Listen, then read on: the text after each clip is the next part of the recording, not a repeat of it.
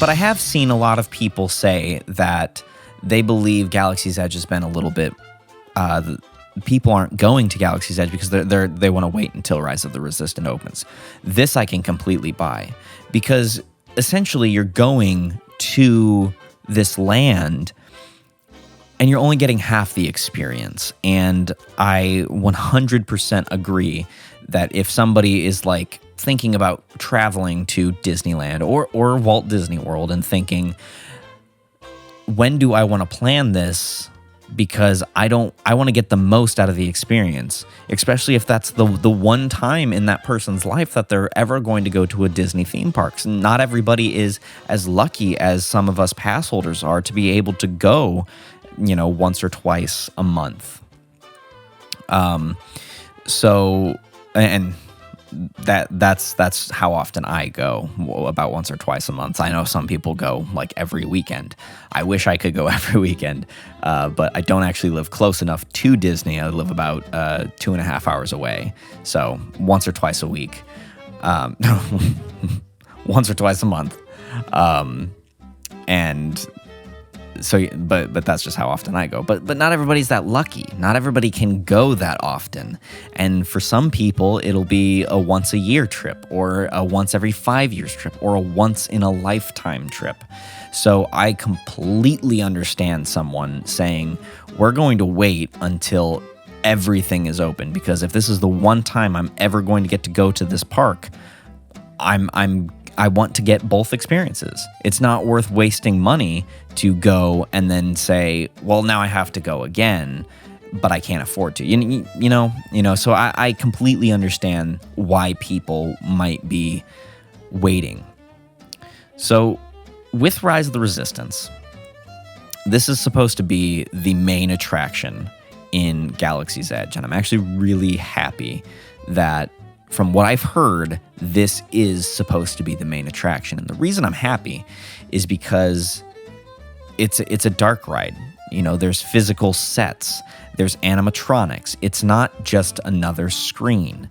I think Flight of Passage is a very well done attraction, but it loses so many points, in my opinion, because of it's just another screen-based attraction. I actually do hold the belief that Na'vi River Journey is better in an Imagineering sense than Flight of Passage, because there's so much physical. There's physical sets in Na'vi River Journey, and their use of screens is phenomenal. They project on scrims. And there's a projection on a scrim behind a scrim behind a scrim, so you have these multiple projections layered on top of each other. It's like the animation style that Walt Disney came up with. I don't remember the multi-plane animation style to make it look like you're moving through a scene. They've kind of applied that same concept to Na'vi River Journey, and I think it's amazing. And there's just so much creativity and beauty in Na'vi River Journey, and I hate how often people say that ride is boring and garbage, because it is a beautiful, beautiful attraction. Flight of Passage is great for thrills, but from a technical standpoint, it's essentially Soarin' again. I think it's a great ride, don't get me wrong, but I do think Na'vi River Journey is the superior attraction. That's just my opinion. I just really like the more traditional dark ride, but with see that it's just a great example of how well Disney can do dark rides now, like classic Disney dark rides, and plus them so they are incredible. I mean, some of the effects in Na'vi River Journey are fantastic, and I am positive that we are going to see some fantastic physical sets and effects in Rise of the Resistance. Disney doing all that they can to make sure that this new dark ride attraction really hits home.